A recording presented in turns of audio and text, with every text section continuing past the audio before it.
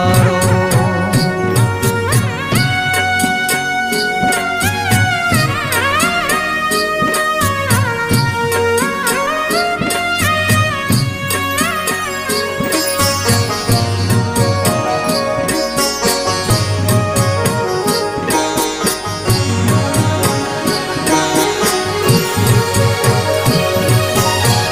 લખ 84 માં બહુ દીન ભટક્યા, ઘડી ઘડી પશુ અવતારો।